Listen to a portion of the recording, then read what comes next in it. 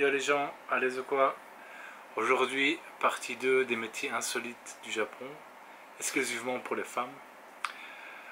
Bon, vous vous en doutez, on va un peu aller dans le côté obscur du Japon. On va parler de bananes et de melons. Donc je vous en prie, si vous avez moins de 18 ans, veuillez quitter cette vidéo. J'attends. Bon, si vous me voyez attendre, c'est que vous n'avez pas encore quitté la vidéo. Tant pis pour vous. Avant de vous citer les métiers insolites, j'aimerais vous raconter 3 histoires que ma femme et 2 de ses amis ont vécues. Et je pense important de vous raconter ces histoires avant de vous citer ces métiers pour que vous compreniez un peu les Japonais ou la mentalité japonaise. Enfin, peut-être pas la mentalité, mais vous allez voir quoi. C'est parti.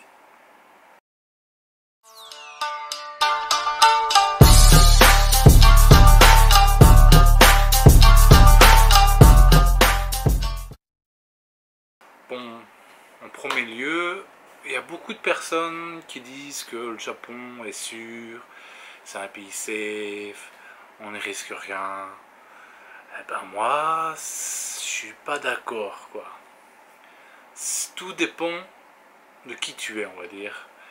Si tu t'appelles Jean-Luc, tu fais 1m80, tu es typé américain ou européen, c'est sûr tu risques rien.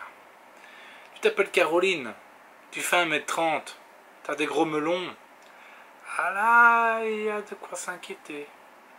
Parce que je suis d'accord avec la plupart des gens, le pays a pas beaucoup de criminels ou de voleurs, etc. etc. Mais il y a quelque chose qu'ils ont beaucoup, très beaucoup. Ce sont les pervers. Et oui, il y a beaucoup de pervers au Japon. C'est pour ça que c'est 18 ans, s'il vous plaît, ne restez pas. Parce que tout le monde pense que c'est un cliché, mais c'est pas un cliché, hein, franchement. Une fois que vous aurez écouté les 3 histoires et que je vous aurai raconté ces métiers, je pense et j'espère que vous aurez un peu changé d'avis, quoi. Maintenant, je ne dis pas que tout le monde est pareil, hein, mais je pense quand même qu'il y a beaucoup plus de pervers ici, en Asie, que dans le reste du monde, quoi. Enfin, c'est ma façon de penser.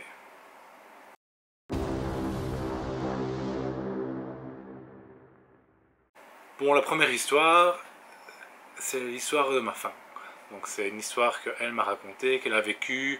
Toutes les histoires que je vais raconter, les filles qui ont vécu ces histoires ont entre 14 et 16 ans.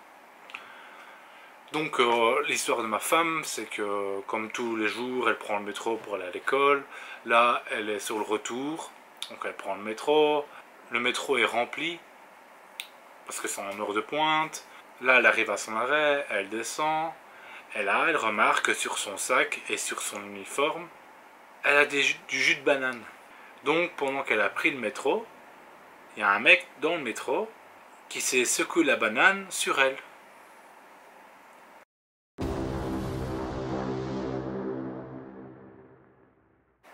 La deuxième histoire.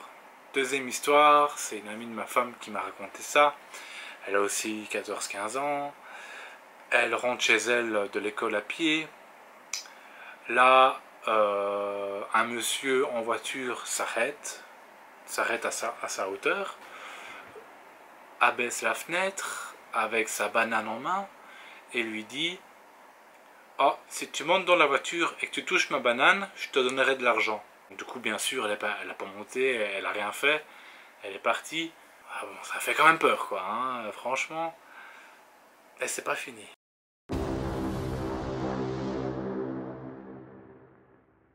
Troisième histoire. C'est aussi l'amie de ma femme. Et elle, ce elle a vécu, c'est une petite femme. Franchement, elle est toute petite. Elle fait quoi? Elle fait pas plus qu'1m60, quoi. Franchement, elle est toute petite. Et elle, ce qu'elle a vécu, c'est qu'elle a des gros melons. Comparé à des japonaises normales, elle a des plus gros que la normale. Et donc, elle, ce qu'elle a vécu, c'est que pendant une semaine, un gars, le matin, quand elle part au travail, et le soir, quand elle revenait du travail, ben, un gars la suivait, tu vois. Pendant une semaine, le gars le suivait, et l'espionnait, quoi. Et le pire, c'est que le gars connaissait ses horaires, parce que tous les matins, il était là, tous les soirs, il était là. Donc le gars il connaissait vraiment les horaires de la fille quoi. Ça fait un peu peur quand même hein. Donc du coup bah, il s'est rien passé, il a appelé les flics, ça s'est arrangé, et voilà. Mais bon allez, ma femme plus deux copines à elle ont eu des histoires comme ça, donc ça prouve bien que c'est pas des cas isolés quoi. Et franchement, allez, il y a 2 jours d'ici, là, il y a, à cause du Covid aussi au Japon, il y a beaucoup d'endroits qui ferment très tôt. Genre, normalement, mais ici, à partir de 8 h, il y a tout qui ferme. Et donc maintenant, au Japon, il y a, je sais pas si vous savez, il y a ça aussi en Europe, des services où vous pouvez appeler quand vous n'êtes pas bien, et les gens vous écoutent et tout ça. C'est souvent des services gratuits. Et ben, il y a 2 jours, là, au journal télévisé, là, enfin aux news, j'ai vu que ce service-là avait explosé pour les adolescentes qui appelaient ce service parce que leur beau-père abusait d'elles. Parce que leur beau-père n'avait aucun endroit où se défouler, on va dire. Et du coup, ils font ça à leur belle-fille. C'est passé aux news, quoi. J'invente rien, quoi. C'est pas pour rien qu'en 11 heures de pointe, au Japon, il y a des métros qui sont faits exclusivement pour les femmes, quoi. Enfin voilà, maintenant si vous croyez encore qu'il n'y a pas de pervers au Japon, c'est pas un cliché, je pense vraiment que c'est vrai. Voilà, c'est parti pour vous citer les métiers insolites. Bon, j'ai fait un tri parce qu'il y en a plein, il y en a vraiment plein, hein, du côté de chez les femmes, qui sont vraiment bizarres. Blue Sella Lady. Blue Sella Lady est une femme qui vend sa culotte sur le net, mais une culotte déjà usée. Ou alors avec des gouttes de pipi dessus, ou des trucs comme ça quoi. Mais non, est-ce qu'on peut appeler ça un métier? Je ne sais pas. Mais ouais, ça existe au Japon. Et il faut savoir que si la culotte a des gouttes de pipi, ou un peu de poupou, ou des trucs comme ça sur la culotte, bah ça augmente le prix. Donc plus elle est sale, mieux c'est. Ceux qui font ce métier, c'est souvent les étudiantes qui font ça pour avoir de l'argent facile quoi.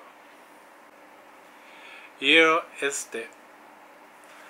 Donc, ceci est un job qui, c'est tout con, mais c'est un homme qui va voir une femme, donc il met sa tête sur ses genoux, et la femme, qu'est-ce qu'elle fait? Elle nettoie ses oreilles.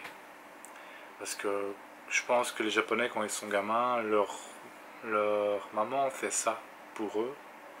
Et donc du coup, les Japonais plus âgés font ça avec une femme, parce que ils retrouvent la tendresse de leur maman, ou peut-être qu'ils adorent ça, ou j'en sais rien ce qu'ils pensent derrière la tête. Mais...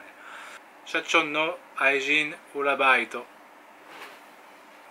Donc imaginons, on est dans une grosse société, le président il aime bien aller au Kabakura. Et Kabakura c'est quoi?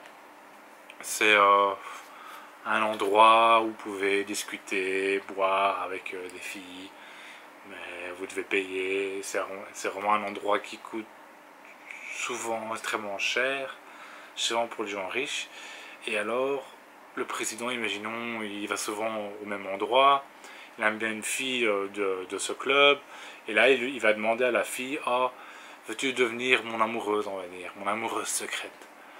Et alors, la fille accepte, eh ben, le gars la ramène dans sa société, et elle devient la nouvelle secrétaire de la société, enfin de lui en tout cas. Mais son job ne sert juste qu'à faire la chose quoi. Et donc elle va gagner beaucoup d'argent pour faire semblant d'être une secrétaire, juste pour satisfaire le président. Et ouais. Glabiano, Bubul Moderno, Urabaito. Donc ceci c'est un métier un peu comme top model, sauf que vous montrez pas votre tête. Bon, forcément c'est des métiers où on va vous prendre en bikini ou nu, etc. Mais on peut pas prendre votre tête et on va mettre la tête d'une célébrité à la place. Donc vous devez juste être sexy, prendre des photos sexy, on enlève votre tête, on la remplace par une célébrité et voilà. Et il y a une autre sous-catégorie de ce métier, on va dire, c'est pareil, on va juste prendre votre body. Mais ce qui sert, par exemple, au Japon, il y a beaucoup de pubs pour les régimes et tout ça. Et alors ils font souvent un avant-après, avec la femme qui est grosse et qui devient mince. Et ben, le après, c'est souvent des femmes qui font des shootings photos, mais c'est souvent pas la même personne, quoi. T'as l'avant et l'après, c'est une autre personne, quoi. Et ils prennent la tête de la photo d'avant et ils la mettent dans la photo d'après, qui n'est pas la même personne, quoi. Donc c'est vraiment du fake, quoi. Vraiment pour faire de l'argent, quoi. L'inconnu au bataillon. Pour ce métier, on n'a pas trouvé le nom. Enfin, on l'a trouvé, mais on n'était pas sûr, donc du coup, j'ai mis ce titre-là. Et ce métier, il sert à quoi? Enfin, c'est un métier, c'est très spécial. C'est une femme, c'est un peu comme une prostituée, mais que pour le mollet. Donc les Japonais qui adorent regarder les jambes et toucher la jambe. Et alors, pendant qu'ils touchent la jambe, le mec il touche sa banane et tout ça. Mais la fille ne fait rien, quoi. La fille, elle monte juste sa jambe et le client a le droit de toucher la jambe et toucher sa banane et tout ça. Et... Enkai compagnon. Quoi. Donc vous payez quelqu'un qui vous suit, enfin vous payez une femme qui vous suit pour qu'elle anime la soirée, quoi. Tout simplement. Sopujo. Sopujo, c'est un service très réputé au Japon. C'est vraiment très populaire pour les hommes. Et c'est quoi? Vous allez genre d'hôtel, tout simplement normal. Et alors vous prenez un bain, et il y a une femme qui vient et qui vous lave, et plus c'est infinité, etc., etc., quoi. Donc voilà, la vidéo se termine ici. Il y avait plein de métiers, encore une fois. Bon, si je vous dis tout, ça a encore pris des heures, j'ai fait un tri, mais sachez que des métiers sur le sexe ou des métiers sexuels au Japon, il y en a beaucoup. Il y en a vraiment beaucoup. Donc ma conclusion, c'est que je pense que les Japonais sont des gens très pervers, je pense, surtout les hommes. Les femmes moins, mais les hommes sont très pervers, je pense. Mais bon, je pense qu'il y a un peu à cause des femmes qui, une fois qu'ils ont un enfant et tout ça, ils arrêtent le sexe, et donc l'homme est obligé d'aller voir autre part, et même la femme lui dit va voir autre part parce que je veux plus de toi. Mais c'est à cause aussi un peu de la femme que l'homme est devenu comme ça, je pense. Et donc voilà, j'espère que ça vous aura plu. Prenez soin de vous. Bye bye.